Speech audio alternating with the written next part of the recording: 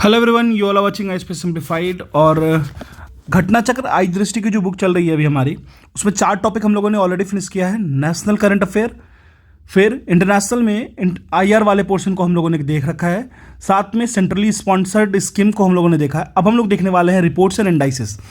देखिए आखिर reports and indices क्या होता है। देखिए बहुत सारे ऐसे ऑर्गेनाइजेशंस होते हैं, बहुत सारे ऐसे संस्थाएं होती हैं जो कि कुछ रिपोर्ट्स पेश करती हैं, कुछ इंडाइसेस पोस्ट करती हैं। इंडाइसेस का सिंपल अगर मतलब हम लोग देखें तो इसको हम सीक्वेंस भी कह सकते हैं, या फिर एक तरीके से हायरार्की कह सकते हो, या फिर नंबर सीरीज कह सकते हो। बस बेसिक नॉलेज में समझो, ठीक है। तो इससे क्या होता है कि कंट्रीज किस पोजीशन में है आखिर उन पर्टिकुलर रिपोर्ट्स एंड इंडाइसेस पे, ये हमको पता चलता है। हालांकि मैं आपको पहले ही बता दूं, करंट अफेयर अगर सेगमेंट पढ़ रहे हो तो ये चीज़ जानो कि ये भी कुछ प्रोपेगेंडा बेस्ड भी होता है, ठीक है। स्टार्ट करते हैं। हमारा पहला वर्ल्ड्स हैप्पीनेस रिपोर्ट 2023। मैंने इसको प्रोपेगेंडा फ्यू प्रोपेगेंडा वर्ड्स क्यों यूज़ किया यहाँ पे, उसकी भी मैं आपको कुछ ना कुछ इंस्टांसेस पे आपको रेफर करूंगा, ठीक है। तो वर्ल्ड्स हैप्पीनेस रिपोर्ट को हम लोग देखते हैं 2023 को। तो फिनलैंड जो है वो दुनिया का सबसे ज़्यादा खुश रहने वाला शहर है, कंट्री है, ठीक है। फिनलैंड जो है वो वर्ल्ड का हैप्पीएस्ट कंट्री है, और ये लगातार 6 बार से वर्ल्ड का हैप्पीएस्ट कंट्री रहा है, ठीक है। इंडिया का जो रैंक है 126 है, ये एक्सेप्टेबल है, बिल्कुल है, आउट ऑफ 137 कंट्रीज। लेकिन कुछ चीज़ें एक्सेप्टेबल नहीं है। कैसे, ये मैं आपको बताऊंगा, ठीक है। अगर हम लोग वर्ल्ड हैप्पीनेस रिपोर्ट की बात करें 2023 की, तो ये रिलीज किया गया मार्च 20, 2023 को। रिलीज किसके द्वारा किया गया? United nation sustainable development solution network UNSDN के द्वारा। इंडिया का रैंक 126 है, 137 कंट्री इसमें पार्ट ली थी। अगर हम लोग 2022 के रैंक की बात करें तो इंडिया का रैंक 136 था, 146 कंट्रीज में। बॉटम रैंक, सबसे बॉटम मोस्ट रैंक जो है वो अफगानिस्तान का है, उसका 137 रैंक है। अब हम लोग थोड़ा सा वर्ल्ड हैप्पीनेस रिपोर्ट के बारे में समझ लेते हैं। देखिए बेसिकली क्या है, इस रिपोर्ट को बनाने के लिए 6 वेरिएबल का यूज किया जाता है, 6 वेरिएबल का, जैसे gross domestic product GDP, per capita income, social support, healthy life expectancy, freedom, generosity and corruption. Human life and healthy life expectancy India का लगभग 69 ईयर है, ठीक है। अगर हम लोग बात करें, सबसे पहली बार ये जो हैप्पीनेस रिपोर्ट को पेश किया गया था, प्रेजेंट किया गया था 2 अप्रैल 2012 को। ये चेयर किया गया था prime minister Jigme Y Thinley and Jeffrey D सांज के द्वारा। फर्स्ट वर्ल्ड हैप्पीनेस रिपोर्ट को प्रेजेंट किया गया था।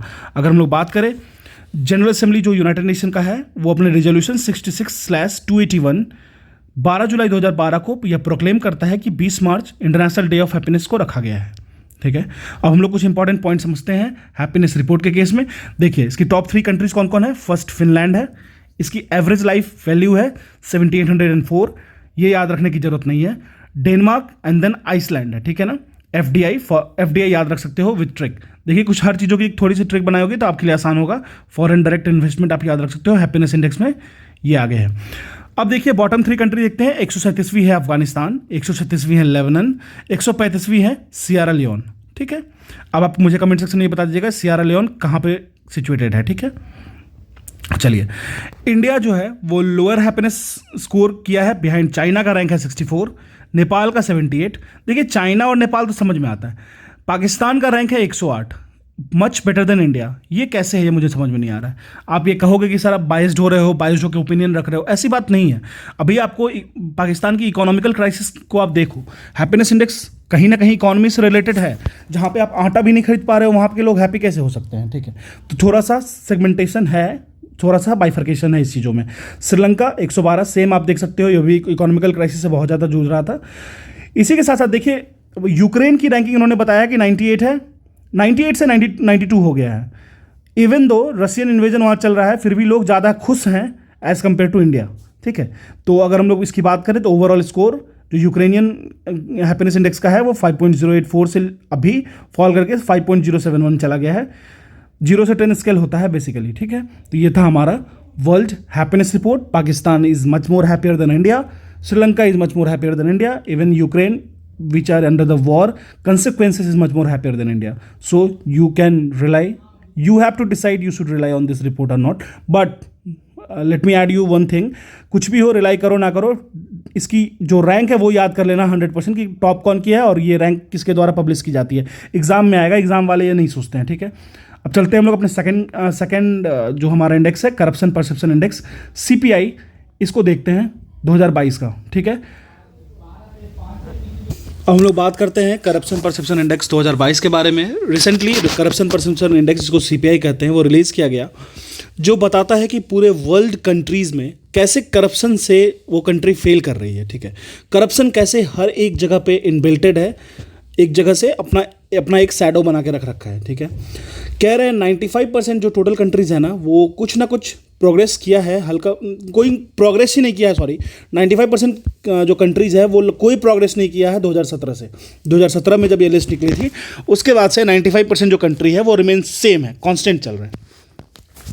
अगर हम लोग करप्शन परसेप्शन इंडेक्स सीपीआई की बात करें, इस इंडेक्स के बारे में, तो इसको रिलीज़ किया आता है जनवरी 31, 2023 को किया गया है, रिलीज़ किया गया है। ये आपको याद रखना है, ट्रांसपेरेंसी इंटरनेशनल, ये जरूर याद रखना है। ठीक है, ट्रांसपेरेंसी इंटरनेशनल के द्वारा रिलीज़ किया जाता है। ट्रांसपेरेंसी इंटरनेशनल की हेडक्वार्टर जो है वो बर्लिन जर्मनी में है। ठीक है, जर्मनी में है। अब हम लोग सीपीआई रैंक देखते हैं, तो 180 कंट्रीज़ एंड टेरिटरीज़ की बात होगी इसमें, कि हाईलाइट करते हैं इस रिपोर्ट की। तो सीपीआई जो है ग्लोबल एवरेज जो है, अगर हम लोग करप्शन परसेप्शन इंडेक्स की ग्लोबल एवरेज की बात करें तो ये अनचेंज रहा है 43 पे। इसके साथ साथ अगर हम लोग बात करें तो लगभग 11 साल से ये कांस्टेंट रह रहा है, और लगभग 2/3 से भी ज़्यादा जो कंट्री है ना, वो उसमें करप्शन का जो इशू है ना, बहुत ही ज़्यादा सीरियस प्रॉब्लम है, जो कि 50 से भी कम स्कोर कर रहे हैं। अगर हम लोग बात करें तो फिर आपको पता चलेगा जो सबसे टॉप परफॉर्मर कंट्री है वो है डेनमार्क विद स्कोर ऑफ 90। उसने इस इंडेक्स को टॉप किया है। इसके साथ साथ फिनलैंड एंड देन न्यूजीलैंड ने बहुत ही क्लोज प्रॉक्सिमिटीज़ है इनका डेनमार्क के बाद, दोनों 87 मार्क्स पे बने हुए हैं। तो कंट्री एंड टेरिटरी देख लेते हैं। डेनमार्क टॉप पे है, score 90, Finland 87, rank second 87, New Zealand both way same, Guyana जो है वो 40, इंडिया 40, ये याद रखना है आपको, टॉप एंड इंडिया याद रखना है। फिर Maldives 40, north Macedonia 40 and Suriname 40 and Tunisia 40। Bottom performer state की बात कर ले तो बॉटम परफॉर्मर स्टेट में आपको मिल जाएगा सोमालिया, जिसकी रैंक है, जिसकी स्कोर है सिर्फ 12, फिर साउथ सूडान जिसकी स्कोर है सिर्फ 13 एंड सीरिया 13। जो सिग्निफिकेंस डिक्लाइन देखा जाए, जिन्होंने डिक्लाइन किया है इसमें, वो है Luxembourg 77, Canada 74 and UK 73। India का जो पोजीशन है वो कोई बहुत ज़्यादा चेंज नहीं हुआ है। ठीक है, 85 पोजीशन था और 85 पोजीशन पे ही वो बना हुआ है। ठीक है, 1-2 पोजीशन का इधर उधर हुआ है, बाकी वो 85 पोजीशन में बना हुआ है। अगर हम लोग बात करें तो यह जो रिपोर्ट है वो बहुत सारे कंसर्न को बताता है, जैसे कि किसी भी डेमोक्रेटिक स्टेटस किस तरीके से हाईली इन्फ्लुएंस्ड है। अगर कहीं करप्शन कहीं पे भी है तो मतलब क्या है कि डेमोक्रेसी कहीं ना कहीं ढंग से काम नहीं कर रही है। ठीक है, चलिए अब बात कर ले। अगर 2021 की हम बात करें, इंडिया का रैंक इंप्रूव हुआ है, एक प्लेस से 86 से 85 पे आया है। 2020 में 86 था, 2021 में 85 आया था। अगर हम लोग इस इंडेक्स की बात करें तो सिर्फ भूटान को छोड़ के जितने भी इंडिया के नेबर्स हैं ना, वो इंडिया से पीछे हैं इसमें।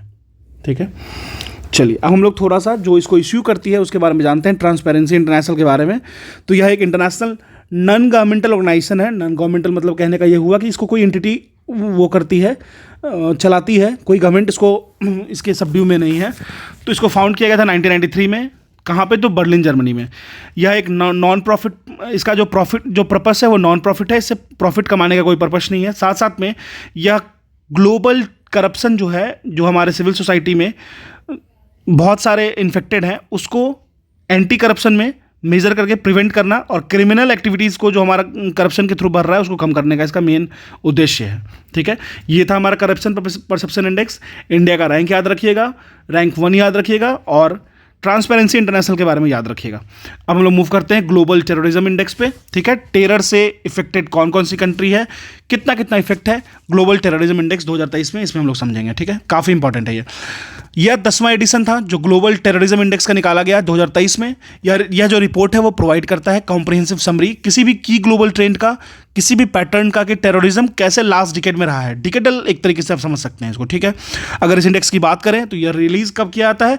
यह रिलीज किया गया है मार्च 14, 2023 को।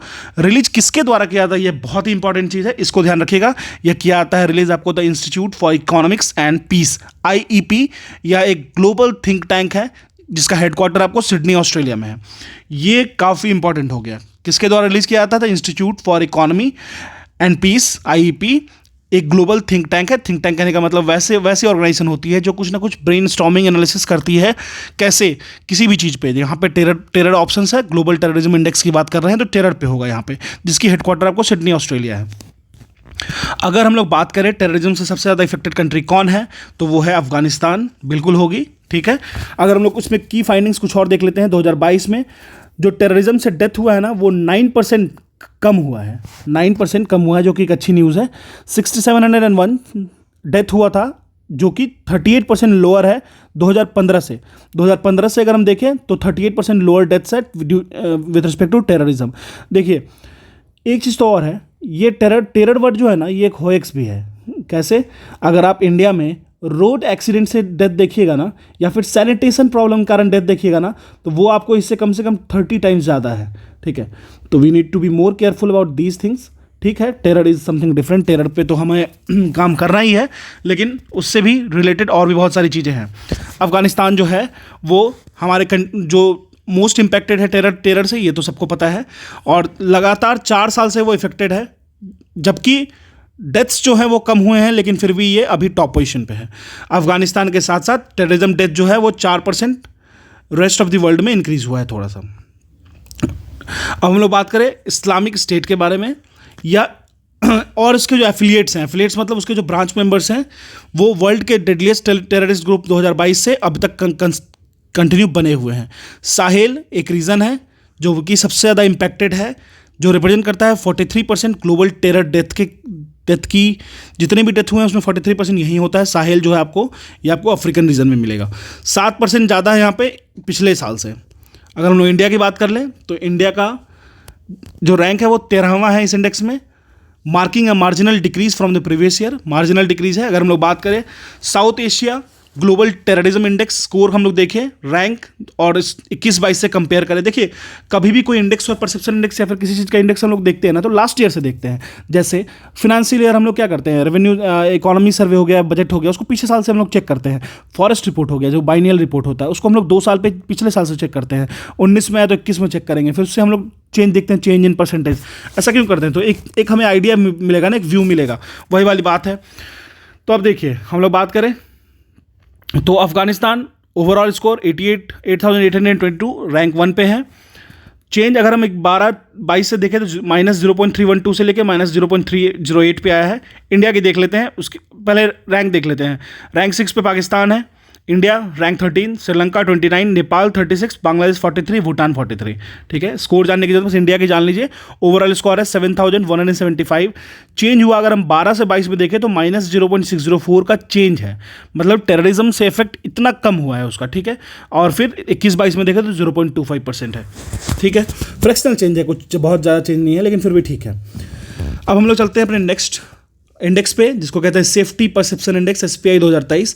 सेफ्टी परसेप्शन इंडेक्स की बात करें, यह क्या प्रोवाइड करता है, तो comprehensive assessment of worries and experiences of risk across 121 countries, offering valuable insights into citizens perception of safety around the world. तो बेसिक जो सेफ्टी परसेप्शन इंडेक्स है ना, इसमें ये पता चलता है कि जो भी एक असेसमेंट है, ठीक है, इस असेसमेंट से हमें ये पता चलता है कि जो वहाँ के कंट्रीज़ के लोग हैं वो कितना ज़्यादा वरीज और रिस्क से इफेक्टेड हो सकते हैं फ्यूचर में। तो सेफ्टी उनकी जो पूरे वर्ल्ड के मैप पे किस तरीके से वैरी करती है, ठीक है। तो ये रिलीज़ किया गया था फरवरी 22, 2023 को। किसके द्वारा? तो एक कोलैबोरेशन है Lloyd Register Foundation and Institute for Economic and Peace IEP के द्वारा रिलीज किया गया था। देखिए मेरा एक एक्सपीरियंस है, वो ये बताता है कि इस तरीके से जो होगा उसके ऑर्गेनाइजेशन पूछने की चांसेस बहुत कम होती है। लेकिन जैसे मैंने आपको बताया ना, यहाँ पे जैसे हैप्पीनेस इंडेक्स का हो गया, इसका पूछ सकता है। जैसे आपको अगर मान लीजिए टेररिज्म इंडेक्स का भी पूछ सकता है, जो थोड़ा लगे कि वाइबल है, जो एकदम हमारे लायक हो सकता है, एग्जाम में पूछ सकता है, उस तरीके से पढ़ाई कीजिए, ठीक है। अब हम लोग देखते हैं, यह जो सेफ्टी परसेप्शन इंडेक्स था ये सेकेंड एडिशन था, इस बार निकाला गया था। अगर इसके हम लोग की हाईलाइट्स की बात कर ले तो कंट्री जो सबसे ज़्यादा इफेक्टेड है, इम्पैक्टेड है SPI से, वो है माली, ठीक है, ठीक है ना। अभी बेसिकली यहाँ पे कूप्स देखा गया है। कूप्स मतलब military annexation of the entire democracy, और साथ साथ में मल्टीपल वायलेंट कन्फ्लिक्ट्स भी था। माली में ही प्रेसिडेंट की डेथ हुई थी, शायद मर्डर कर दिया गया था, अगर आपको याद होगा तो 2021 में अगर हम लोग एसपीआई इम्प्रूव हुआ है ग्लोबली 2 डोमेन में, food and water and violent crime के डोमेन में, एंड डिटोरिएट किया है, खराब हुआ है दो सेक्टर्स में, severe weather and mental health के केस में। ठीक है, अगर हम लोग बात करें जो लिस्ट रिस्क इम्पैक्टेड कंट्री है 2023 में, SPI stand for safety perception index, Uzbekistan, UAE, Saudi Arabia, Norway and Estonia. अगर हम लोग मोस्ट रिस्क इम्पैक्टेड कंट्रीज की बात करें सेफ्टी परसेप्शन इंडेक्स में, तो Mali, Sierra Leone, Guyana, Republic of Congo, Mozambique. तो आप देख सकते हो अफ्रीकन नेशंस जो है ना वो ज़्यादा इफेक्टेड है। उज्बेकिस्तान जो है वो बेस्ट ओवरऑल स्कोर के साथ टॉप पे रहा है, माली वर्स्ट ओवरऑल स्कोर के साथ बॉटम में रहा है। सब सहारन अफ्रीकन कंट्रीज़ है वो मोस्ट रिस्क इम्पैक्टेड कंट्री हैं पूरे वर्ल्ड में। वहाँ देखिएगा एक डिजीज़ आता है, कोई भी इबोला आ गया, कुछ भी आ गया, ठीक है, तो ज़्यादा रिस्क इफेक्टेड तो है वहाँ पे, no doubt in that. India जो है वो उसकी रैंक है 97 with a score of 0.320। The rank of the neighbouring country of India अगर हम लोग देखें तो चाइना की रैंक है 9, स्कोर है आपको 0.113। पाकिस्तान की रैंक है 29, स्कोर है 0.159। अब चलते हैं हमारा नेक्स्ट रिपोर्ट पे, जो है आपको सिप्री जो कि ट्रेंड्स में है इन इंटरनेशनल आर्म्स ट्रांसफर 2022। तो बेसिकली आर्म्स ट्रांसफर की बात हो रही है। इंडिया जो है वो वर्ल्ड का लार्जेस्ट आर्म्स इंपोर्टर बना है 2018 से 2022 के बीच में। ठीक है, तो इंडिया जो है वर्ल्ड का लार्जेस्ट आर्म्स इंपोर्टर, तो आर्म्स जो है बाहर से ला रहा है। कहाँ से लाता है? रशिया से, और कहाँ से? फ्रांस से, और कहाँ से? यूएसए से। फ्रांस से आपको पता होगा राफेल, ठीक है। तो लगभग 11% ग्लोबल इंपोर्ट अगर हम बात करें तो ये India, to fresh data released by Sweden-based Stockholm International Peace Research Institute, SIPRI stands for Stockholm International Peace Research Institute, ये बताती है कि कहाँ पे हम लोग आर्म्स के ट्रांसफ़र की बात बताती है ये। ठीक है, तो चलिए अब हम लोग देखते हैं। तो इंडिया जो है वो 2022 में 11% ग्लोबल इंपोर्ट किया है, ये इस बात का भी ख्याल रखना है आपको। अब इसके हाईलाइट्स को समझते हैं हम लोग बेसिकली। तो क्या है, अगर हम लोग पूरे इंटरनेशनल ट्रांसफ़र की वॉल्यूम की बात करें तो मेजर आर्म्स जो 18 से 22 में, उसमें 5.1% लोअर दैन इन 2013-17। जो जितना 2013-17 में आर्म्स का इंपोर्ट किया गया था, ट्रांसफ़र किया गया था वन कंट्री से अनदर, तो वो घट गया है 5.1% इन 2018 टू 22 ब्लॉक। ठीक है, और हम लोग बात करें तो 4.8% हाइयर है 2008 से 2012। ठीक है, अब हम लोग बात करेंगे सबसे 5 लार्जेस्ट आर्म एक्सपोर्टर जो एक्सपोर्ट करते हैं सबसे ज़्यादा 2018 से 22 कौन कौन है। तो यूएसए, देखिए एक चीज़ आप समझिए, आप देखिए वियतनाम युद्ध हो गया, ठीक है, या फिर इराक युद्ध हो गया, इराक, या फिर लेबनान, या ईरान, या अभी आप देख लीजिए पाकिस्तान से हो जाए कुछ, या चाइना से हो जाए, या ताइवान, याद है ताइवान चाइना के बीच में लड़वा दो और अमेरिकन अपने वेपन्स गिराना शुरू करेंगे। यूक्रेन देख लीजिए। अगर हम लोग बात करें वर्ल्ड में कहीं भी अगर आपको मिलिट्री डिस्टर्बेंसेस हो रही है तो यूएसए को बेनिफिट होता है डायरेक्टली और इनडायरेक्टली। ठीक है, वहाँ पे जहाँ भी डिस्टर्बेंस हो रहा है वहाँ पे वो डंप करेगा अपना वेपन्स, आर्टिलरी एंड सब कुछ। तो आप समझ लीजिए, तो यूनाइटेड स्टेट जो टोटल 5 आर्म्स के जो डीलर हैं, जो आप एक तरीके से एक्सपोर्टर्स हैं 2018-22 के आउटलुक में, तो USA, Russia, France, China and Germany, total मिला के इन लोगों ने 76% जो ग्लोबल वर्ल्ड के आर्म एक्सपोर्ट है 18 से लेकर 22 में वो किया, आप समझ लीजिए।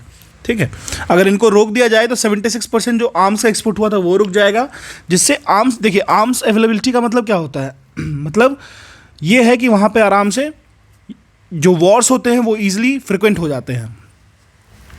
अगर हम लोग बात करें यूएस के आर्म्स एक्सपोर्ट लगभग 40% अकाउंट करता है ग्लोबल टोटल से 2018 से 22 में, और साथ साथ में 40% हायर हुआ है 13-17 में। 13-17 के रिस्पेक्ट में 18-22 में वो 14% हायर भी हुआ है, और अभी 14% ग्लोबल है भी। ठीक है 40%, सॉरी। इसी के तरीके से 5 लार्जेस्ट आर्म्स इंपोर्टर्स की बात कर लेते हैं जो इंपोर्ट करते हैं। तो सबसे पहले नंबर पे हमारा इंडिया, फिर सऊदी अरेबिया, फिर Qatar, Australia and then China. China जो है वो टॉप 5 इंपोर्टर में भी है, एक्सपोर्टर में भी है। ये पांचों मिलके 36% जो टोटल है वर्ल्ड्स की आर्म को रिसीव करते हैं। इंडिया, देखिए आर्म्स को लेना ये आखिर वजह क्या होता है? वजह ये होता है कि आसपास जो हमारा नेबरिंग कंट्री है वो अपने डिस्टर्बेंस को क्रिएट करते हैं। डिस्टर्बेंस को एक तरीके से क्या होता है, विपन्स के पावर को शो ऑफ करना। अगर आपके पास विपन्स है तो सामने वाला जो है वो आप पे स्ट्राइक नहीं करेगा, ये एक परसेप्शन है। तो इंडिया जो है वो टोटल 11% शेयर है टोटल ग्लोबल आर्म्स इंपोर्ट का। इंडिया का जो है वो टोटल वर्ल्ड्स का बिगेस्ट इंपोर्टर था 2018 से 22 में, ठीक है ना। रसिया की बात कर ले, रसिया जो है वो लार्जेस्ट सप्लायर है आर्म्स का इंडिया को, 2013 से लेकर 17 वाले रिजीम में भी और 2018 से लेकर 22 वाले टाइम में भी, ठीक है। तो ये था हमारा टोटल सिप्री का trends in international arms transfer 2022। अब हम लोग देखेंगे international intellectual property index, IP index को कहते हैं, इसके बारे में हम लोग समझते हैं।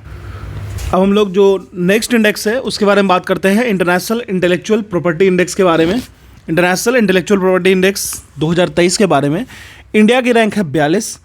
55 लीडिंग ग्लोबल इकोनॉमी में इंडिया की रैंक 42 है। ऑन द 11वीं इंटरनेशनल आईपी इंडेक्स थी, इंटरनेशनल इंटेलेक्चुअल प्रॉपर्टी इंडेक्स थी, जो कि रिलीज किसके द्वारा किया जाता है, ये सबसे इंपॉर्टेंट है, रिलीज किया जाता है यूएस चैम्बर ऑफ कॉमर्स के द्वारा। इंटरनेशनल इंटेलेक्चुअल प्रॉपर्टी इंडेक्स जो है वो एक बेंचमार्क है, basically intellectual property framework in लगभग 55 ग्लोबल इकोनॉमी के एम्बिट में है ये।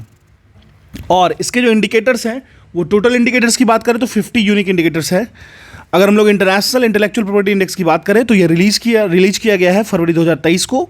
रिलीज किसके द्वारा, तो यूएस चैम्बर ऑफ कॉमर्स के द्वारा। ये काफ़ी इंपॉर्टेंट है, इस फैक्ट को याद रखना है। और अगर हम इसमें की फाइंडिंग्स को देखते हैं तो मोरक्को, थाईलैंड एंड वियतनाम जो है वो लार्जेस्ट इंप्रूवमेंट किया है अपने ओवरऑल स्कोर में, 2.5%, 2.5% एंड 2.02% रेस्पेक्टिवली। ये इंप्रूवमेंट रेट है मोरक्को, थाईलैंड एंड वियतनाम का सबसे ज़्यादा। Asia had the greatest improvement, Asia का जो इंप्रूवमेंट है सबसे ज़्यादा है। In the regional average score हम बात करें ओवरऑल वर्ल्ड में, रशिया का स्कोर ड्रॉप हुआ है 21.62%, ठीक है। तो ये था हमारा इंटरनेशनल इंटेलेक्चुअल प्रॉपर्टी इंडेक्स। याद क्या क्या रखना है ये चीज़ देख लेते हैं। इंडिया का रैंक है 42, 55 ग्लोबल लीडिंग इकोनॉमी में, ठीक है। यह जो इंटरनेशनल इंटेलेक्चुअल प्रॉपर्टी इंडेक्स था वो 11वां था, ये याद नहीं रखना है। यह याद रखना है कि इसको रिलीज़ किया जाता है यूएस चैम्बर ऑफ कॉमर्स के द्वारा। और टॉप में है मोरक्को, थाईलैंड एंड वियतनाम, जो टॉप ग्रोथ रेट किया है ओवरऑल स्कोर में, इंप्रूवमेंट उसमें है ये, ठीक है। चलिए और हम लोग बात करते हैं ह्यूमन डेवलपमेंट रिपोर्ट HDR के बारे में 2021-22 का। ये इंपॉर्टेंट है, इसको 5 स्टार कर लीजिएगा। अगर हम लोग HDR की बात करें, ह्यूमन डेवलपमेंट रिपोर्ट 2021-22 का, तो ये बेसिकली अप्रोच होता है, बेसिकली ये developed by the economist Mehboob ul Haq, is anchored in the Nobel laureate Amartya Sen's work on human capabilities, often framed in terms of whether people are able to do desirable things in life. तो basically जो human development report index है ना, ये बनाया ही गया था, एक economist थे महबूब उल हक। बेसिकली इसको एंकर्ड किया गया था नोबेल laureate अमर्त्य सेन आप इनके बारे में जानते होंगे, बहुत बड़े इकोनॉमिस्ट थे। यह बेसिकली काम करता है ह्यूमन कैपेबिलिटीज़, जो कि फ्रेम होगा बहुत सारे डिफरेंट टर्म्स में, जैसे आखिर ह्यूमन का डिज़ायर क्या है किसी चीज़ को, अपने लाइफ को किस तरीके से लीड करने में। तो ये ह्यूमन डेवलपमेंट रिपोर्ट 2021-22 का ब्रीफ इंट्रोडक्शन हुआ। अब इसके बारे में थोड़ा और समझ लेते हैं। पहली HDR की बात करें, यह पब्लिश किया गया था 1990 में, किसके द्वारा, United Nation Development Programme UNDP के द्वारा, ठीक है। अगर हम लोग और कुछ जानते हैं ह्यूमन डेवलपमेंट रिपोर्ट 2021-22 के बारे में, तो ये लॉन्च हुआ था सितंबर 8, 2022 को। लॉन्च किसके द्वारा, तो UNDP के द्वारा, यूनाइटेड नेशन डेवलपमेंट प्रोग्राम के द्वारा। लॉन्च जो किया गया था ह्यूमन डेवलपमेंट रिपोर्ट 21-22, उसका थीम क्या था? थीम था आपको uncertain times, unsettled lifes, shaping our future in transforming world. याद रखिएगा, कभी कभी क्या होता है, थीम्स पूछ देता है एग्जाम में। तो थीम्स था हमारा uncertain times, unsettled lifes, shaping our future in the transforming world. India का रैंक है 132, 191 कंट्रीज़ के लिस्ट में 132वां रैंक है इंडिया का, ठीक है। तो ये बेसिक चीज़ें थी याद करने के लिए। अब हम लोग human development tracking global decline, जो ह्यूमन डेवलपमेंट रिपोर्ट है वो एक ग्लोबल डिक्लाइन को शो कर रहा है। इंडिया का रैंक 2021 में 132 था, 2020 में 131 था। HDI value, human development index की वैल्यू की बात कर लेते हैं, तो इंडिया का 0.633 था है और वर्ल्ड का 0.732 है। यह BPSC 67 में ये क्वेश्चन पूछा गया था, ठीक है, याद रखिएगा, ये सब क्वेश्चन एग्जाम में पूछ देता है। हालांकि PCS का कोई भरोसा नहीं है, वो 2020, 2021, 2019 तक डाटा पूछ देगा, लेकिन आप प्रेजेंट ईयर और उससे पहले वाले ईयर का HDI याद करके रखिएगा। टॉप 5 कंट्रीज़ की बात करें तो स्विट्जरलैंड, देन नॉर्वे, फिर आइसलैंड, फिर Hong Kong and then Australia. Bottom 5 की बात करें तो 151 कंट्रीज़ की लिस्ट थी, उसमें सबसे लास्ट है साउथ सूडान, फिर है चाड, फिर नाइगर, फिर CAR, फिर बुरुंडी। ठीक है, मोस्टली अफ्रीकन कंट्रीज़। अगर हम लोग नेबरिंग कंट्रीज़ का देख ले तो श्रीलंका 73वें नंबर, रैंक 73 है, चाइना 79, भूटान 127, बांग्लादेश 129, नेपाल 143, पाकिस्तान 161। ठीक है, 2021 की बात करें, इंडिया की लाइफ एक्सपेक्टेंसी एट बर्थ है वो रिकॉर्ड किया गया था 67.2 ईयर। इससे पहले मैं शायद 69 ईयर बता दिया था, वो पहले वाली होगी। अभी एट प्रेजेंट की बात करें वो लाइफ एक्सपेक्टेंसी एट बर्थ 67.2% है। एक्सपेक्टेड ईयर ऑफ स्कूलिंग है 11.9 year. Mean year of schooling मतलब एवरेज ईयर ऑफ स्कूलिंग क्या हो जाएगा 6.7 years. And gross national income per capita अगर बात करें 2017 PPP पे तो ये आपको है लगभग $6590। ठीक है, अब हम लोग बात करेंगे ग्लोबल जेंडर गैप रिपोर्ट 2022 को। ठीक है, global gender gap report 2022 basically global gender जो गैप रिपोर्ट है वो एक बेंचमार्क शो करता है current state and evolution of gender parity across 4 की डिमेंशंस। तो बेसिकली जो जेंडर गैप की जो लेंथ है वो कितना किस किस डिमेंशन से चेंज हो रही है, जेंडर पैरिटी कैसे वेरिएबल हो रही है, वो 4 डिमेंशंस को काउंटरफिट करती है। वो 4 डिमेंशन कौन कौन सा है? इकोनॉमिक पार्टिसिपेशन एंड अपॉर्चुनिटी, कैसे जेंडर में मान लीजिए वुमेन की पार्टिसिपेशन की हम बात कर ले तो किस तरीके से वो इकोनॉमिकली वाइबल हो रही हैं, किस तरीके से वो इकोनॉमिक पार्टिसिपेशन में और ज़्यादा बढ़ चढ़ के हिस्सा ले रही हैं। एजुकेशनल अटेनमेंट आप समझ लीजिए, कैसे वुमेंस महिला जो हैं, बच्ची हैं या फिर जो गर्ल्स चाइल्ड हैं वो एजुकेशन को अटेन कर पा रही हैं। हेल्थ उनका किस तरीके से वेरिएबली चेंज और कैसा रह रहा है हेल्थ ग्राफ। साथ साथ हेल्थ एंड सर्वाइवल की बात हो गई। या पॉलिटिकल इंपावरमेंट की बात करेंगे, आप अभी भी देखो लोकसभा राज्यसभा में कितनी कितनी वुमेन आपको मिलेगी, आप खुद जान लोगे। ठीक है, तो यह जो इंडेक्स है वो लॉन्गेस्ट स्टैंडिंग इंडेक्स है जो कि प्रोग्रेस को ट्रैक करता है कि कैसे भी जेंडर गैप को कम से कम, जो गैप्स है बहुत ज़्यादा मेल और फीमेल के बीच में, बहुत कम किया जाए। ठीक है, इसका इंसेप्शन 2006 में किया गया। और अगर हम लोग बात करें ग्लोबल जेंडर गैप रिपोर्ट के बारे में तो इसको पब्लिश किया गया जुलाई 13, 2022 को वर्ल्ड इकोनॉमिक फोरम के द्वारा। ये तो 100% याद रखिएगा, ये एग्जाम में पूछेगा। ठीक है, किसके द्वारा लाया जाता है ये तो 100% पूछा जाता है। The global gender gap report की बात करें तो ये पहली बार इंट्रोड्यूस किया गया था वर्ल्ड इकोनॉमिक फोरम के द्वारा 2006 में। ग्लोबल जेंडर गैप रिपोर्ट ये 3 स्टार कर लीजिएगा, लेकिन अगर एग्जाम में क्वेश्चन पूछता है तो पूछा जाएगा किसके द्वारा ये लाया जाता है, वर्ल्ड इकोनॉमिक फोरम के द्वारा। ठीक है, अब की फाइंडिंग्स देख लेते हैं अभी रिसेंट के जो जेंडर गैप रिपोर्ट आया है उसमें। तो बेसिकली जो ग्लोबल जेंडर गैप रिपोर्ट है वो क्लोज हो गया है 68.1% से 2022 में। टॉप 3 कंट्रीज जो ग्लोबल जेंडर गैप रिपोर्ट को अपने अच्छे ढंग से रखा है वो है आइसलैंड, जिसकी स्कोर 0.908 है, क्लोज 1, कंप्लीटली 1 किसी का भी नहीं है। फिनलैंड 0.8860, नॉर्वे फिर 0.845। तो आइसलैंड एंड फिनलैंड याद रखिएगा। बॉटम 3 कंट्रीज़ की बात कर लेते हैं तो Congo democratic Republic of Congo 144 rank है इसकी, स्कोर है 0.547। ठीक है, अगर हम लोग बात कर ले फिर है पाकिस्तान 145, स्कोर है इसकी 0.564। इसी तरीके से थर्ड है अफगानिस्तान, रैंक है 146 और इसकी स्कोर है ओवरऑल 0.435। टॉप 3 बॉटम 3 ध्यान रखिएगा, याद रखने की ज़रूरत सिर्फ टॉप है और बात कीजिएगा। अब हम लोग इंडिया का बात करें तो इंडिया को याद करना पड़ेगा। इंडिया की रैंक 135 है, टोटल 146 कंट्रीज ने इसमें पार्ट लिया था जेंडर गैप रिपोर्ट में, जो कि एक वर्स्ट परफॉर्मर के लिस्ट में आता है। तो इंडिया जो है वो वर्स्ट परफॉर्मर के लिस्ट में आता है, याद रखिएगा जेंडर गैप के टर्म में। और हम लोग बात करें, अगर हम लोग बात करें 2021 में तो 2021 में इंडिया का रैंक था 140 आउट ऑफ 156 कंट्रीज़। इंडिया का रैंक जो है वो पुअरली अपने नेबरिंग कंट्रीज से बहुत पुअर है, जैसे बांग्लादेश की 71 है, नेपाल का 96 है, श्रीलंका का 110, मालदीव्स का 117 एंड भूटान का 126। सिर्फ पाकिस्तान और अफगानिस्तान ही है जो इंडिया से पीछे है।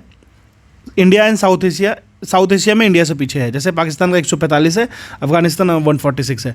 तो सोच लीजिए जेंडर गैप रिपोर्ट, जो ग्लोबल जेंडर गैप रिपोर्ट है, इसमें बहुत ही बेकार कंडीशन में है। इस पे काम करने की बहुत ज़रूरत है और ये फैक्ट है, इसमें कोई भी वो नहीं है कि आप पार्शलिटी कर रहे हो। अब हम लोग बात कर लेते हैं वर्ल्ड इकोनॉमिक फोरम के बारे में, WEF के बारे में, जो पब्लिश करती है world gender gap report.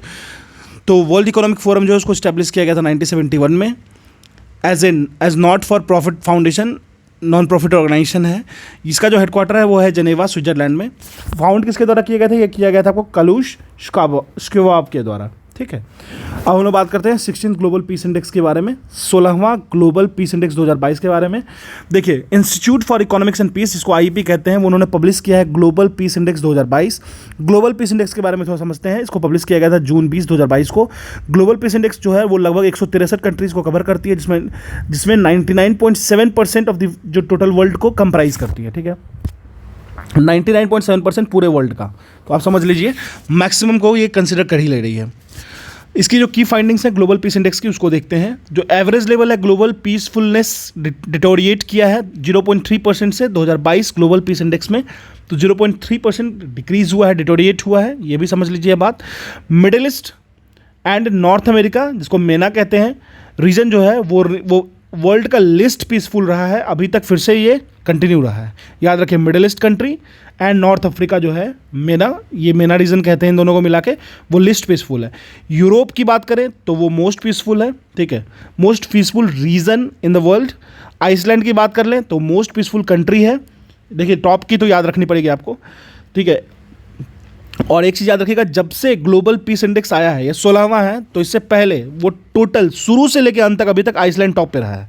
Afghanistan की बात कर ले तो ये लिस्ट पीसफुल कंट्री है, और इसकी जो पोजीशन है वो लगातार 5 साल से मेंटेन्ड है, सबसे नीचे बॉटम से, सबसे टॉप में आइसलैंड।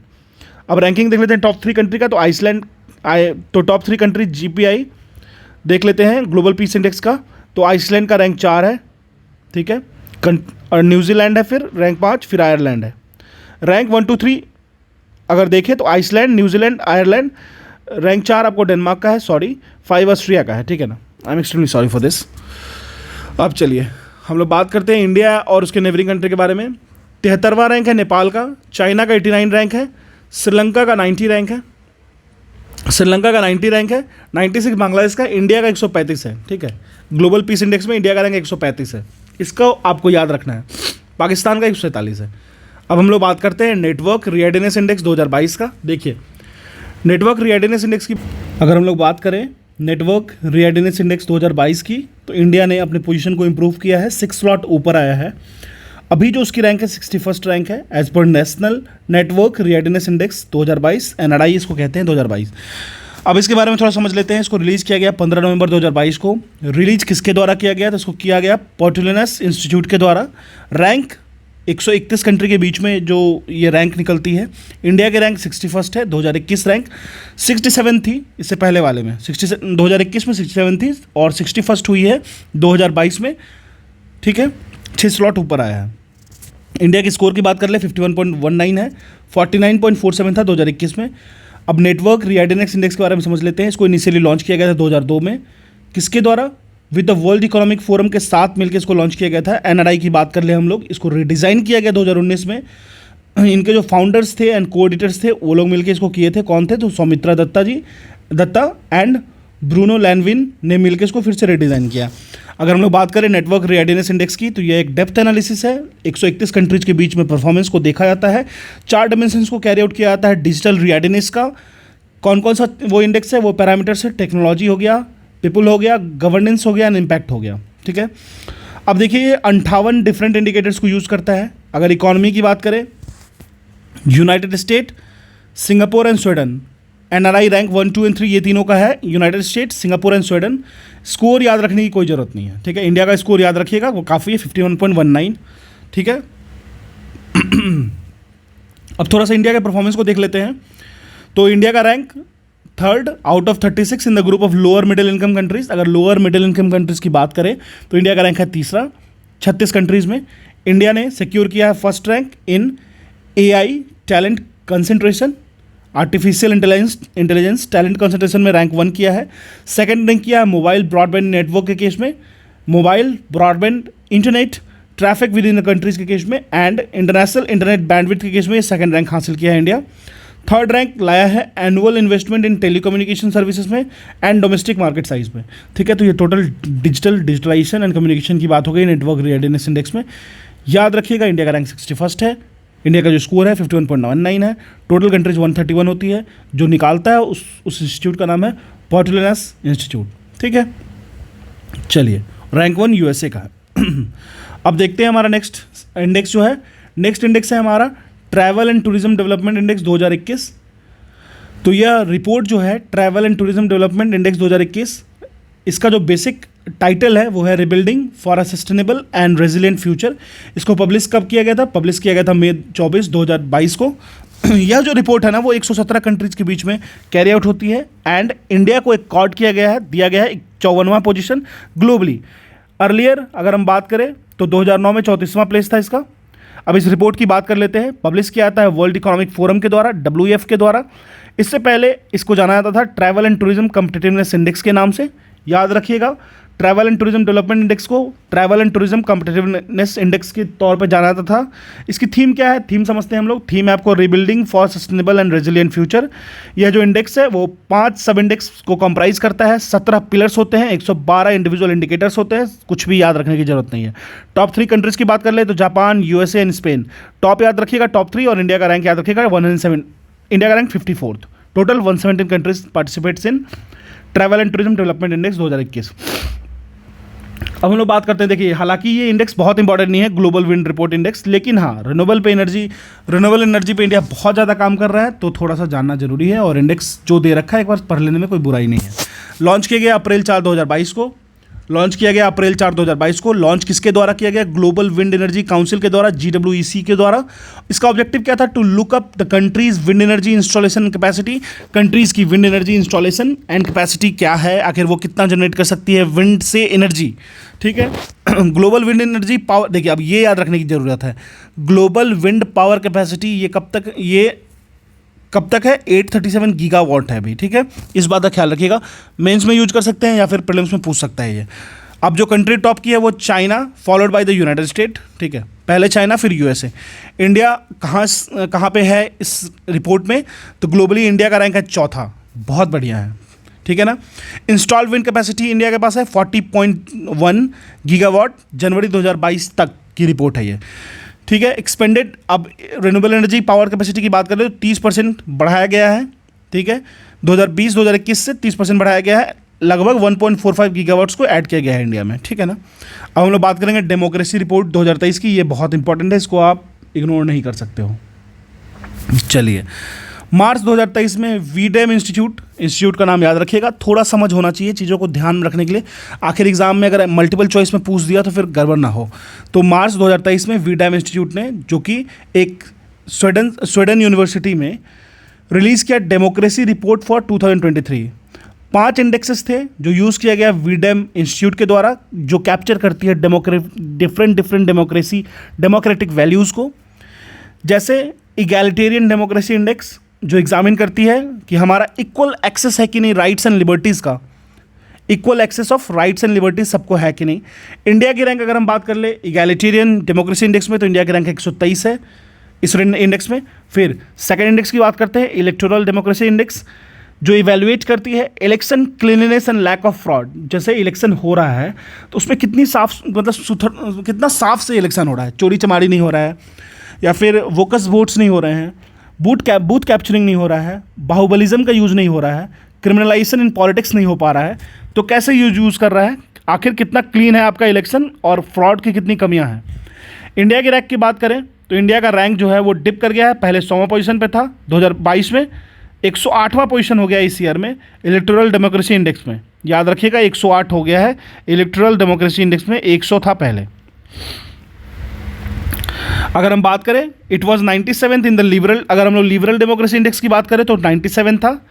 इंडिया बहुत ज़्यादा पीछे है, ठीक है।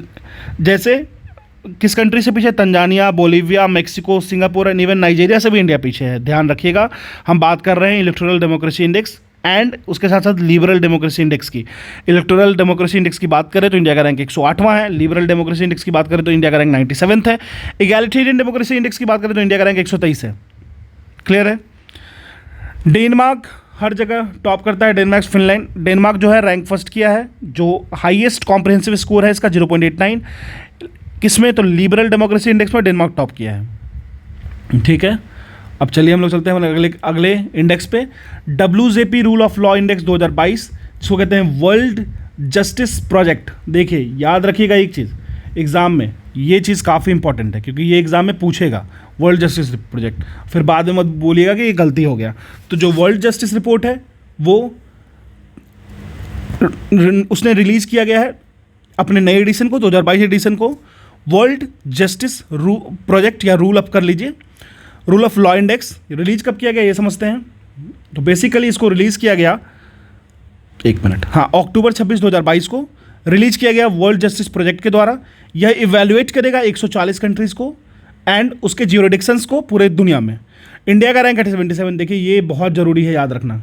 अगर आपको लगता है कि ये इंपॉर्टेंट नहीं है तो आप धोखे में हो, क्योंकि वर्ल्ड जस्टिस रिपोर्ट बहुत ज़्यादा पूछता है, वर्ल्ड जस्टिस प्रोजेक्ट बहुत ज़्यादा पूछता है, तो इसको आप इग्नोर नहीं कर सकते हो, ठीक है। तो इंडिया का रैंक है 77 आउट ऑफ 140 कंट्री।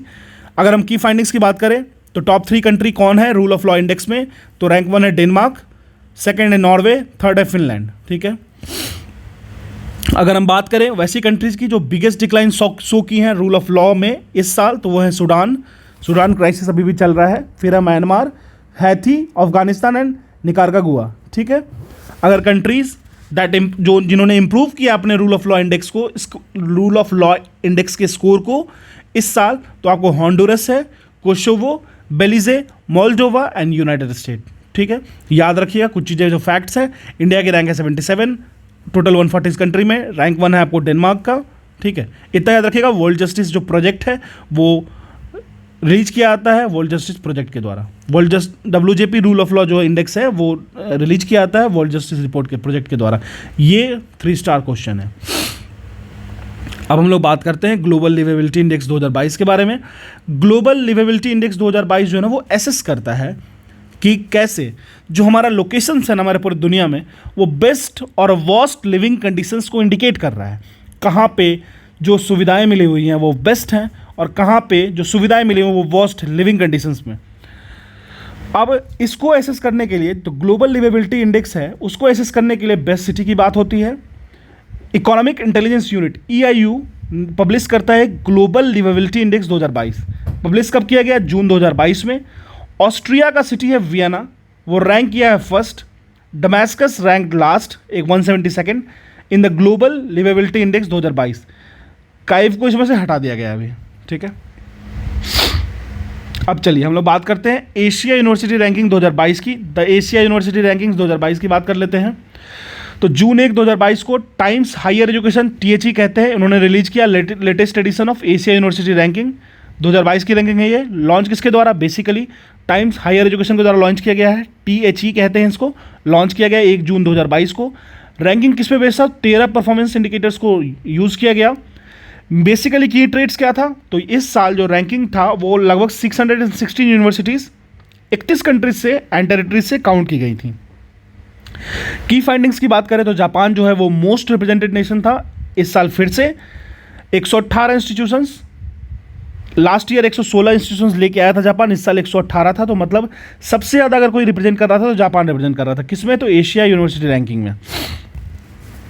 चाइना की बात करें, China is home to the continent top 2 universities for the 3rd consecutive year. तो जो टॉप 2 यूनिवर्सिटी की बात करें तो चाइना उसको ग्रैब किया है। चाइना जो है वो सेकंड मोस्ट रिप्रेजेंटेड कंट्री भी था। 97 मेनलैंड चाइनीज यूनिवर्सिटी को लेके वो रिप्रेजेंट किया था। 91 लास्ट ईयर, 91 लास्ट ईयर लेके आया था, 97 इस साल लेके आया था। और टॉप 2 में चाइना अभी भी बरकरार है। एक पलास्तीनियन यूनिवर्सिटी है, वो रैंक किया है पहली बार फर्स्ट। तो याद रखिएगा पलास्तीनियन यूनिवर्सिटी रैंक 1 किया है। टॉप इंस्टीट्यूशन की बात कर ले as per ranking in Asia तो आपको है शिंगुआ University China, Peking University China, National University of Singapore NUS Singapore, ठीक है। ये यूनिवर्सिटी है, इसमें गेट के थ्रू एडमिशन होती है। एक चीज़ मैं चाहता हूँ ऐड करना, जो पलास्तीनियन यूनिवर्सिटी को मैंने कहा ना रैंक 1 नहीं है, वो पहली बार रैंक की गई है उस लिस्ट में, ठीक है। अब हम लोग बात करते हैं इंडिया की क्या प्रेजेंस रही है इस रैंकिंग में, एशिया यूनिवर्सिटी रैंकिंग 2022 में। तो इंडिया का जो 3rd मोस्ट रिप्रेजेंटेड कंट्री रहा है। इंडिया की टोटल 17 इंडियन यूनिवर्सिटी था टॉप 200 में as compare to 18 last year. तो अभी जो रिसेंट वाली जो निकली है एडिशन इसकी, उसमें 17 यूनिवर्सिटी इंडिया की है जो टॉप 200 में रही है, ठीक है। इसी के तरीके से Indian institute of science IISc Bangalore जो है वो एकमात्र इंस्टीट्यूट है जो कि टॉप 50 में अपनी जगह बनाई है और उसकी रैंक है 42nd, ये याद रखिएगा। अब बात कर लेते हैं हम लोग हैनले पासपोर्ट इंडेक्स। बहुत ज़्यादा इंपॉर्टेंट है ये एग्ज़ाम में आपको फ्रिक्वेंटली पूछता है चलिए, तो हेनली पासपोर्ट इंडेक्स के बारे में बात कर लेते हैं 2022 के बारे में। तो बेसिकली इसको पब्लिश किया गया 19 जुलाई 2022 को। पब्लिश किसके द्वारा किया गया? हेनली एंड पार्टनर, एक इमिग्रेशन कंसल्टेंसी है, उसके द्वारा। इसका बेसिक ऑब्जेक्टिव है कि इंडेक्स जो डिफाइन करता है किसी भी डिप्लोमेटिक रिलेशन का स्ट्रेंथ किसी भी कंट्री का किसी दूसरे कंट्री के साथ, ठीक है। इंडिया का पोजीशन 87 है। अगर हम लोग हेनली पासपोर्ट इंडेक्स 2023 की बात करें तो इसको रिलीज़ किया गया 10 जनवरी 2023 को। जापान जो है वो टॉप पोजीशन को रिटेन किया है। मोस्ट फेवरेबल पासपोर्ट है वर्ल्ड में, इस बात को याद रख लीजिएगा, एग्जाम में पूछेगा। जापान की जो वीज़ा है, जापान की जो पासपोर्ट है ना, वो वीज़ा फ्री एंट्री लगभग 193 कंट्रीज़ में देती है। आप समझ लीजिए जापान का कितना ज़्यादा इंपॉर्टेंस है। टॉप 3 कंट्री की रैंक की बात करें तो Japan visa free entry 193 countries में मिल जाएगी। Second Singapore and south Korea tie up पे है, यहाँ पे आपको 192 कंट्रीज़ में एंट्री मिल जाएगी वीज़ा फ्री। थर्ड है जर्मनी, जिसमें 190 कंट्रीज़ में आपको वीज़ा फ्री एंट्री मिल जाएगी। टॉप 3 बॉटम कंट्री की बात कर लें हम लोग, ठीक है, तो अफगानिस्तान सिर्फ 27 कंट्रीज़ में वो मूव कर सकते हैं वीज़ा फ्री एंट्री। फिर इराक है 29 कंट्रीज़ में, फिर सीरिया है 30 कंट्रीज़ में। इंडिया की रैंक की बात करें तो 82nd पोजीशन है, 2 प्लेसेस अहेड हुआ है लास्ट ईयर से, ठीक है। 87 लास्ट ईयर 87 था, फिर 83 हुआ, फिर 82, मतलब एक तरह समझिए ना, इंडिया का रैंक स्टार्टिंग में था 83, फिर हुआ 87, फिर 82nd पे आया है। तो इंडिया का जो पासपोर्ट है ना, वीज़ा फ्री, इंडिया कहाँ कहाँ मूव कर सकता है? वो 60 कंट्रीज में मूव कर सकता है, ठीक है। चलिए अब हम लोग नेक्स्ट इंडेक्स पे चलते हैं, एशिया पैसिफिक सस्टेनेबिलिटी इंडेक्स 2021 पे। अब इस इंडेक्स को समझ लेते हैं। तो एशिया पैसिफिक सस्टेनेबिलिटी इंडेक्स 2021 है, इसको लॉन्च किया गया था जून जुलाई 2022 में। लॉन्च किसके द्वारा किया गया था? निट फ्रैंक, एक इंटरनेशनल प्रॉपर्टी कंसल्टेंस है लंदन बेस्ड, जो कि यूके का है कंपनी, उसके द्वारा किया गया था। बेसिकली इसका टाइटल क्या था? Rising capital in uncertain time, active capital Asia Pacific perspective से, ठीक है। ये था इसका टाइटल। यह इंडेक्स जो है उसको 3 भाग में बांटा गया है, platinum, gold and silver. Asia Pacific sustainability index को 3 भाग में बांटा गया है, platinum, gold and silver. Top 3 cities हम लोग बात करें इस इंडेक्स के अकॉर्डिंग, तो पहला है सिंगापुर, कैटेगरी है प्लेटिनम। दूसरा सिडनी है जो ऑस्ट्रेलिया का है, उसका प्लेटिनम। वेलिंगटन है जो तीसरा है, प्लेटिनम। प्लेटिनम में टॉप 3 हैं आपको, Singapore, Sydney and Wellington. India के सिनेरियो की बात कर ले तो इंडियन सिटी के बीच में तो बेंगलुरु रैंक 14th है गोल्ड कैटेगरी में, 17th है दिल्ली सिल्वर कैटेगरी में, 18th है हैदराबाद सिल्वर कैटेगरी में, 20 है मुंबई सिल्वर कैटेगरी में। तो गोल्ड सिल्वर एक एक याद रख लीजिएगा इंडिया का। और वर्ल्ड की बात करें तो टॉप में प्लेटिनम, टॉप 3 याद रखिएगा, ठीक है। अब हम लोग बात करते हैं 24th वर्ल्ड पॉपुलेशन प्रॉस्पेक्ट्स 2022 के बारे में। इसको रिलीज किया गया जुलाई 1, 2022 को, वर्ल्ड पॉपुलेशन डे के दिन। रिलीज किसके द्वारा किया गया? Department of economic and social affair population division United nation के द्वारा। इसमें क्या क्या की फाइंडिंग्स है वो देखते हैं। तो वर्ल्ड का पॉपुलेशन अब प्रोजेक्ट किया गया है कि अब वो पहुंच चुका है 8 बिलियन, 15 नवंबर 2022 को पहुंच चुका है। इंडिया का प्रोजेक्ट किया गया कि वो चाइना को सरपास कर लेगा, वर्ल्ड्स का मोस्ट पॉपुलस कंट्री बनेगा 2023 में, जो कि कर चुका है इंडिया, ठीक है। नवंबर 15, 2022 को यूनाइटेड नेशंस सेलिब्रेट करता है day of 8 billion as the 8th billion child came into existence. तो 8वां बिलियन जो चाइल्ड आया उसके लिए नवंबर 15, 2022 को सेलिब्रेट किया जाता है। वर्ल्ड पॉपुलेशन रीच किया है 7 बिलियन 2011 में, और ये लगभग 15 ईयर 2037 तक लेता है 9 बिलियन में रीच करने को। 2037 तक 9 बिलियन रीच कर जाएगा। ग्लोबल फर्टिलिटी की बात करें, प्रोजेक्ट किया गया है जो कि थोड़ा डिक्लाइन हुआ है, जिसको कहते हैं टोटल फर्टिलिटी रेट, TFR कहते हैं, वो 2.1 हो गया है, मतलब 2.1 बर्थ्स पर वुमेन बाय 2050। तो 2050 तक 2.1 बर्थ ही दे सकती हैं ईच इंडिविजुअल वुमेन, ठीक है। इंडिया की बात करें तो वो चाइना को सरपास कर गया है, वर्ल्ड्स का मोस्ट पॉपुलस कंट्री बन चुका है 2023 में, और अब बन भी चुका है, ठीक है। अब हम लोग बात करेंगे अपने लास्ट रिपोर्ट की, वर्ल्ड इन्वेस्टमेंट रिपोर्ट 2022 की बात करते हैं। तो global flow of foreign direct investment, FDI की बात कर रहे हैं ग्लोबल फ्लो में। तो ये रिकवर कर गया है, पैंडेमिक के जो प्री पैंडेमिक लेवल था वो उस लेवल पे लगभग पहुंच चुका है। इसका भी $1.6 ट्रिलियन पहुंचा है। और अगर हम लोग एस्टिमेट की बात करें तो ये रिलीज़ किया गया है, एस्टिमेट जो रिलीज़ किया गया है वर्ल्ड इन्वेस्टमेंट रिपोर्ट 2022 के तहत international tax reform and sustainable investment में, ठीक है। रिपोर्ट्स क्या क्या फाइंड करता है? इंडिया जंप किया है 1 पोजीशन, 7वां along द टॉप रिसिपिएंट। तो जो वर्ल्ड इन्वेस्टमेंट की बात करें तो इंडिया का जो पोजीशन है वो 7वें पोजीशन पे है और एक पोजीशन जंप किया है। वो फॉरेन डायरेक्ट इन्वेस्टमेंट की बात हो रही है, ये बात याद रखिएगा। अगर हम बात करते हैं वर्ल्ड्स इन्वेस्टमेंट रिपोर्ट 2022 की, तो ये रिलीज किया गया था 9 जून 2022 को। रिलीज किसके द्वारा किया जाता है? United nation conference on trade and development, याद रखिएगा UNCTAD के द्वारा की जाती है। किसके द्वारा की जाती है? तो United nation conference on trade and developments को UNCTAD कहते हैं। जो बेसिकली ये जो वर्ल्ड इन्वेस्टमेंट रिपोर्ट है वो फोकस करता है ट्रेड्स जो फॉरेन डायरेक्ट इन्वेस्टमेंट के पे बेस्ड होता है वर्ल्ड वाइड में, रीजनल बेस्ड और कंट्री लेवल पे, ठीक है। ग्लोबल इन्वेस्टमेंट का जो ट्रेंड्स एंड प्रॉस्पेक्ट्स है वो देखते हैं। सिंगापुर का लगभग ग्लोबल इन्वेस्टमेंट है 27.01% और USA का 17.94% है। यह 2 टॉप 2 सोर्सिंग नेशंस है foreign direct investment equity flow में इंडिया में, ठीक है ना। फाइनेंशियल ईयर 2021-22 की हम बात कर रहे हैं। उसके बाद टॉप 2 है, पहला है Singapore 27.01% of foreign direct investment equity rate in India, USA 17.94% है। उसके बाद मॉरिशस 15.98% है, नीदरलैंड 7.86% है, स्विट्जरलैंड 7.31% है। Global foreign direct investment FDI flow की बात कर ले 2021 में, तो ये लगभग $1.58 ट्रिलियन रहा है। अब हम लोग थोड़ा समझ लेते हैं ट्रेंड्स जो फॉरेन डायरेक्ट इन्वेस्टमेंट में है इंडिया का। इंडिया ने इंप्रूव किया है पोजीशन को, 7वां रैंक हो गया इंडिया का टॉप 20 होस्ट इकोनॉमीज इन 2021 में। तो याद रखिएगा इंडिया का रैंक 7th हो गया है, पहले 8 था। कर्नाटका, अब इंडिया के अंदर चलते हैं, इंडिया के स्टेट के बारे में जानते हैं। कर्नाटका जिसका 37.55% रहा है एंड टोटल महाराष्ट्र का 26.26% रहा है फॉरेन डायरेक्ट इन्वेस्टमेंट में। ये टॉप 2 स्टेट है जो रिसीव किया है maximum foreign direct investment. Top 5 sectors की बात कर लेते हैं जो हाईएस्ट फॉरेन डायरेक्ट इन्वेस्टमेंट को इन्वॉल्व किया है, फ्लो रखा है 21-22 में, तो वो है computer, software and hardware, service sector, automobile industry, trading and construction, ठीक है। तो ये था हमारा वर्ल्ड इन्वेस्टमेंट रिपोर्ट 2022। इसी के साथ साथ जितने भी रिपोर्ट्स एंड इंडाइसेस हैं हम लोगों ने खत्म कर लिया है घटना चक्र आई दृष्टि की बुक से। अब लगभग हम लोग का 6 टॉपिक हो चुका है। इसी के साथ अब हम लोग जो छोटे मोटे टॉपिक्स बचे हैं उसको खत्म करेंगे। 5 days maximum including 1 Sunday I will go with this घटना चक्र ई बुक। अगर आप नए हो मेरे चैनल पे आप सब्सक्राइब कर सकते हो। इसकी PDF मैं डाल दूंगा ISP सिंप्लीफाइड पे, आप वहाँ जुड़ के ले सकते हो टेलीग्राम चैनल पे, ठीक है। This is all about for today, thank you.